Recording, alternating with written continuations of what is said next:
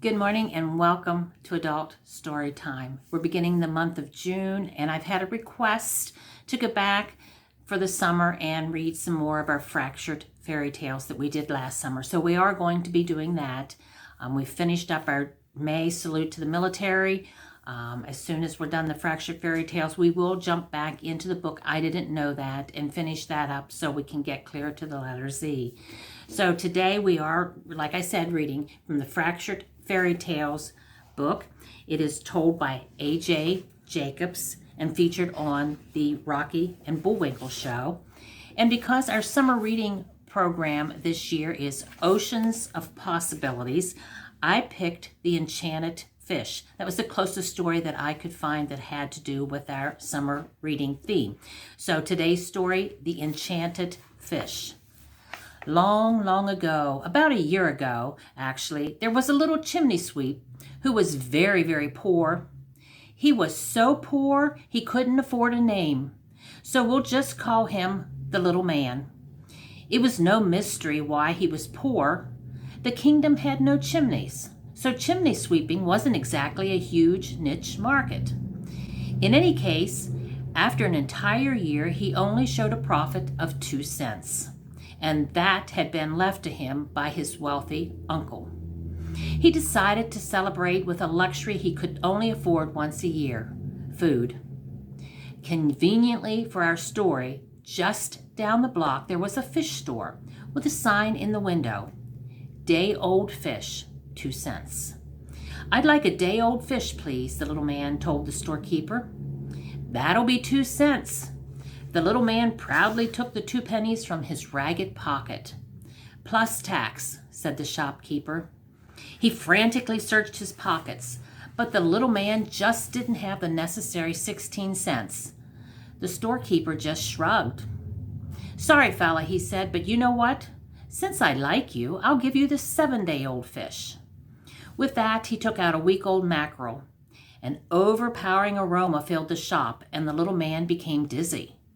"What's that odor?" gasped the little man. "I don't smell nothing," said the storekeeper.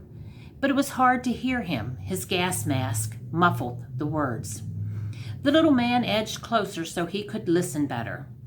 "This here is a magic fish," said the storekeeper. "You take it and you will have good luck." So the little man took the fish back to his spare but attractively furnished hovel. He was about to cook the fish when a messenger from the palace entered, bearing a message. "Is your name L-Man? And what is that awful smell?" "Yes, it is, and that's my dinner," replied the little man. "What's up?" "The king is having a ball tonight, and you are invited as the guest of honor." "Me? Guest of honor? But the king doesn't even know me." "Well," the messenger said, "that's a fairy tale for you."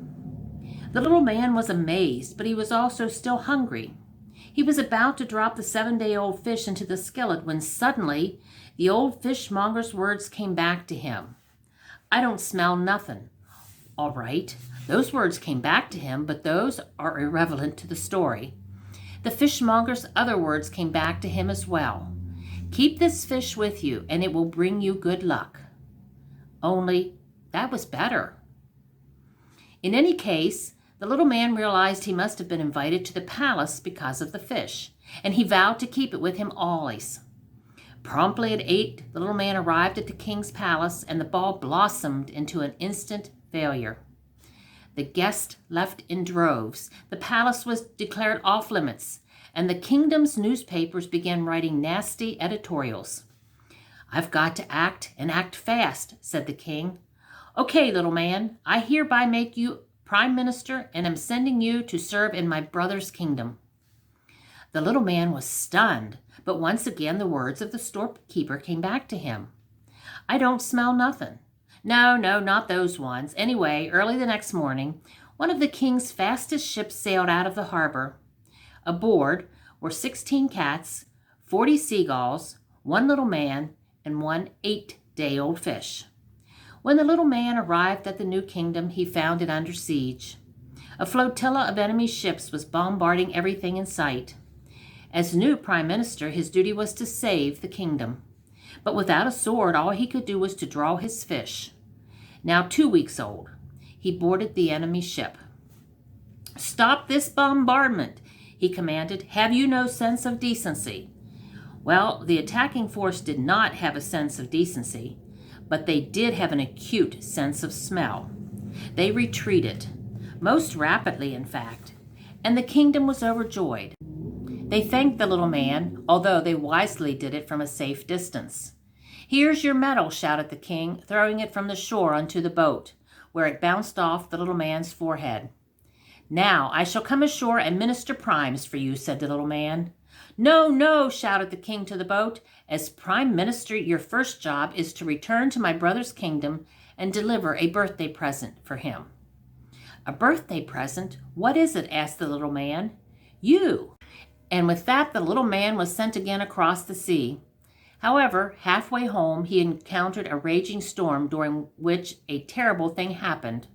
The enchanted fish was washed overboard. The little man's aroma was gone, but so was his good luck. The ship was smashed to bits by a gigantic wave, and the little man washed ashore weeks later, tattered and weak from hunger. Who should be on the beach but the king, who was celebrating his birthday by having a jousting tournament and a weenie bake. The little man without his fish was accused of being a weenie bandit and thrown into a dungeon. He realized that if he was ever to rise to greatness again, he'd need another fish, which just goes to show you, for those who aspire to greatness, fishing might make it so. And that was today's story. We're glad you could join us. Until next time, stay safe, be healthy, and have a wonderful week.